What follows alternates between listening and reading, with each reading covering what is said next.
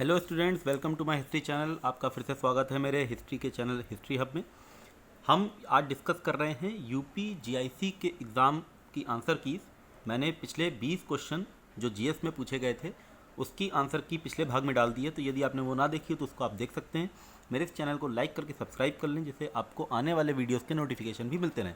अब हम डिस्कस करेंगे आगे के जो 20 क्वेश्चन हैं। टोटल 40 क्वेश्चन थे जीएस में, 20 हमने कर लिए, 20 अब हम करेंगे इस वाले सेशन में। तो चलिए शुरू करते हैं अपना आज का सेशन। जो पहला क्वेश्चन है, इसमें एक व्हील दिया हुआ है और इसमें नंबर्स दिए हैं। क्वेश्चन मार्क में कौन सा नंबर आएगा हमें ये जानना है। तो इसमें एक ट्रिक लगी है छोटी सी। इसमें जो डायगोनल नंबर्स हैं उनके आपस में रिलेशन हैं, जैसे 26 का रिलेशन 80 के साथ है, 9 का रिलेशन 29 के साथ है, और इसी तरह 14 का रिलेशन 4 के साथ है। तो जो हमारा क्वेश्चन मार्क का नंबर होगा उसका रिलेशन 6 के साथ निकलेगा।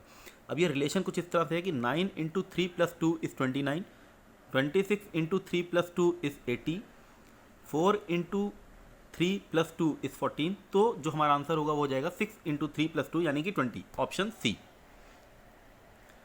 नेक्स्ट क्वेश्चन है, the equator does not pass through which one of the following countries. अब ये प्रश्न इस तरह से बहुत सारे आते हैं, जैसे ट्रॉपिक ऑफ कैंसर कहाँ से गुजरता है, ट्रॉपिक ऑफ कैप्रिकॉर्न कहाँ से गुजरता है। इनफैक्ट इंडिया से भी पूछा जाता है कि ट्रॉपिक जो है वो कहाँ से, कौन कौन से सिटीज़ या कौन कौन से स्टेट से गुजरता है। तो ये जो इक्वेटर है वहाँ से गुजरने वाले मतलब जिस जिस कंट्री से गुजरता है इक्वेटर, वो है ज़ाम्बिया है, ब्राज़ील है, कोलंबिया है, कॉन्गो है, सोमालिया, मालदीव, इंडोनेशिया है। तो इस तरह से ज़ाम्बिया से नहीं गुजरता है।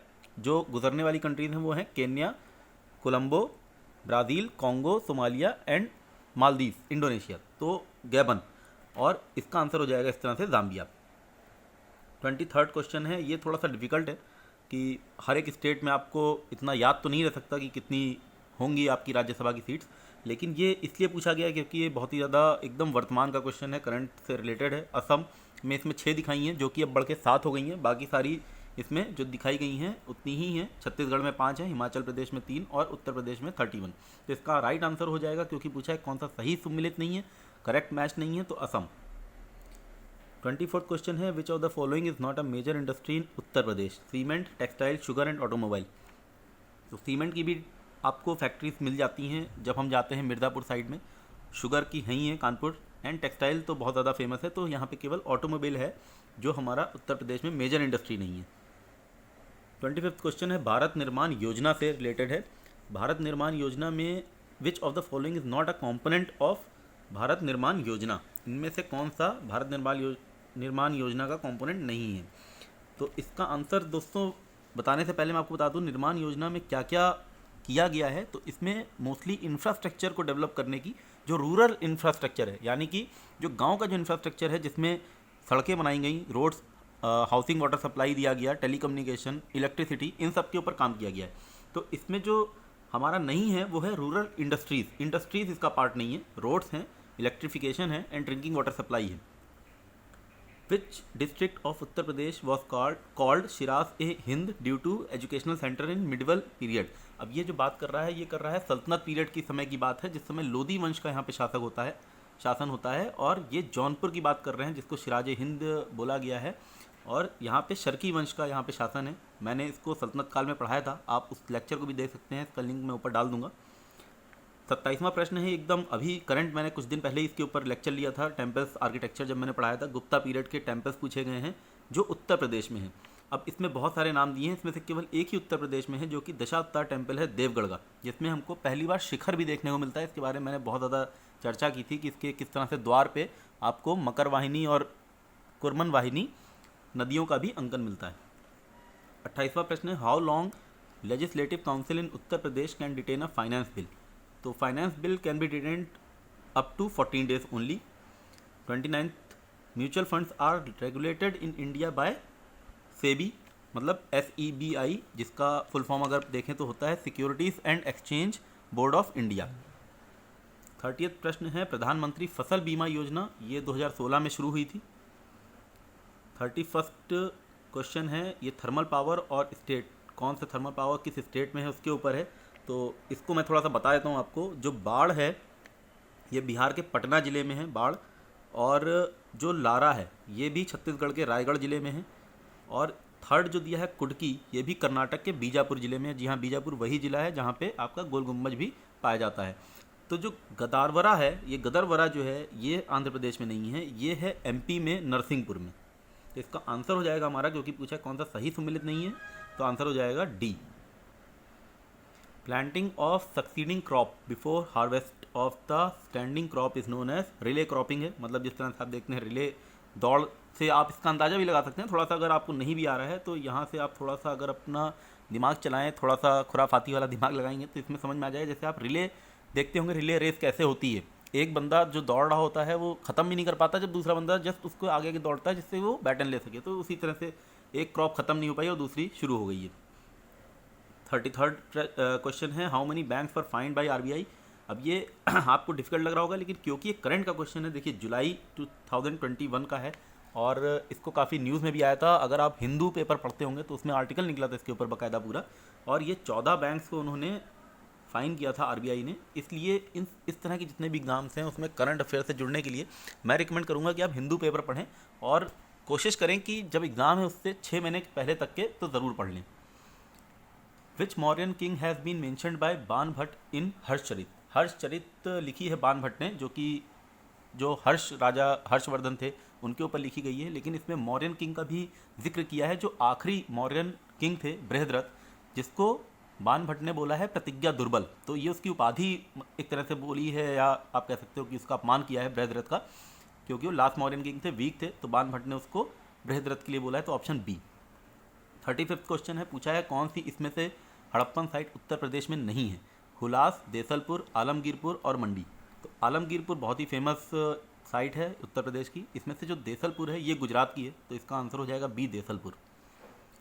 Under which of the following article of the Indian constitution the advocate general is appointed in Uttar Pradesh. Uttar Pradesh में एडवोकेट जनरल जो है वो गवर्नर अपॉइंट करता है, जो ऐसे इंसान को जो कि हाईकोर्ट का जज बन सके। और ये जो स्टेट की जो गवर्नेंस है उसके आर्टिकल 167 से लेके और आर्टिकल 177 तक इनके आर्टिकल होते हैं। तो अपॉइंटमेंट जो है वो पहला आर्टिकल है 165 से लेकर 177 तक होते हैं। तो जो पहला आर्टिकल है वो 165 उसका अपॉइंटमेंट करता है।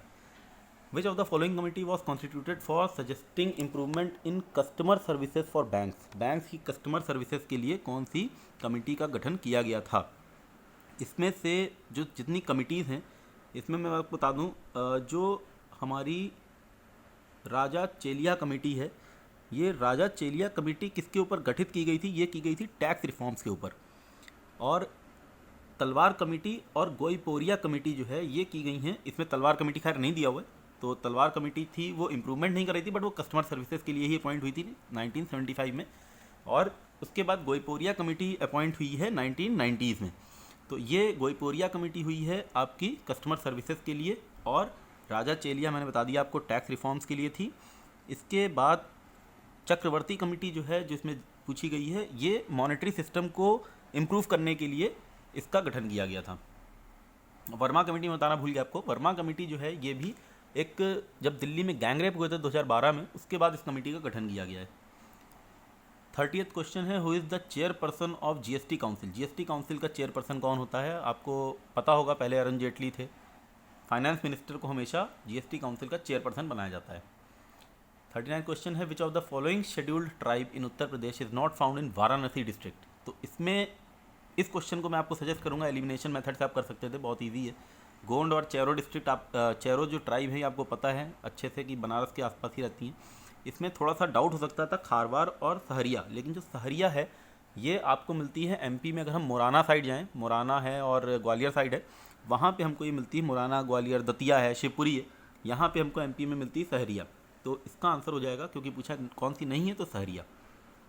40वां प्रश्न आखिरी प्रश्न है जीएस का, यूनियन बजट। अब ये यूनियन बजट इसीलिए बोलता हूँ हमेशा इंपॉर्टेंट होता है, आपको बहुत अच्छे से पढ़ना पड़ता है, क्वेश्चन आते हैं उसके ऊपर। तो यूनियन बजट जो है इसमें से पूछा है जो 6 पिलर इस बार डिसाइड किए गए थे, प्रपोज किए गए थे, इन 4 में से वो 6 पिलर डिसाइड किए गए उनमें से कौन सा नहीं है। री इन्वोगरेटिंग ह्यूमन कैपिटल, मतलब ह्यूमन कैपिटल को मजबूत करना, बिल्कुल है, ह्यूमन कैपिटल को मजबूत करना। अच्छा, मैं आपको 6 के 6 बता देता हूँ पूरे।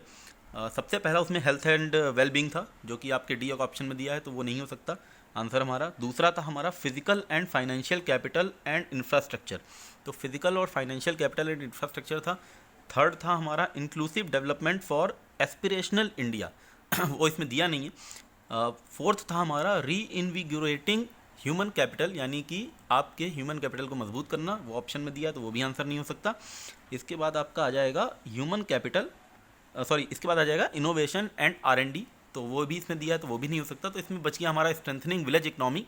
विलेज इकोनॉमी को स्ट्रेंथन करना उसका छठा पिलर 6 पिलर में से एक नहीं था। अच्छा, छठा पिलर मैंने आपको नहीं बताया, 5 बता दिए। छठा पिलर था minimum government and maximum governance, जो हमेशा आप सुनते होगे एडवर्टीजमेंट भी जिसके आते रहते हैं। नरेंद्र मोदी जो प्रधानमंत्री हैं हमारे देश के, वो उसके समय में उनके समय में ये एक चला था, फ्रेज चला था, बहुत पॉपुलर हुआ कि हम मिनिमम गवर्नमेंट बनाएंगे, मतलब हम गवर्नमेंट में बहुत ज़्यादा आदमी नहीं रखेंगे जो प्रशासन करे, लेकिन हमारा काम सबसे ज़्यादा होगा। तो ये एक फ्रेज़ है। तो ये हमारे बजट का भी पार्ट बना, और इस तरह से मैंने जीएस पूरा कवर कर दिया। 40 के 40 क्वेश्चन करा दिए हैं आपको। एक क्वेश्चन में मुझे डाउट हुआ था, उसका आंसर पिछले जो सेशन में मैंने दिया था, 2 ऑप्शन बच गए थे, अपलैंड या लो लैंड, तो उसका आंसर लो लैंड होगा। मैंने सर्च किया है ज्योग्राफी की बुक्स में, बर्नवाल की बुक है उनकी, काफ़ी अच्छा उन्होंने एक्सप्लेन किया हुआ है, तो लो लैंड उसका आंसर हो जाएगा। तो आप 40 के 40 मिला लीजिए, आपको पता चल जाएगा कि आपके कितने बनते हैं सही। और जहाँ तक मेरा मानना है, अगर 40 में से आपके 25 तक सही हो जाते हैं, then I think your GS is more or less clear. Now will look at the part of history. History का हम इतिहास का पार्ट देखेंगे इसके बाद। तो मिलता हूँ आपसे अपने अगले सत्र में। आप इस चैनल को सब्सक्राइब कर लीजिए, आपको आने वाले समय में वीडियो के नोटिफिकेशन मिलते रहेंगे। तब तक के लिए धन्यवाद।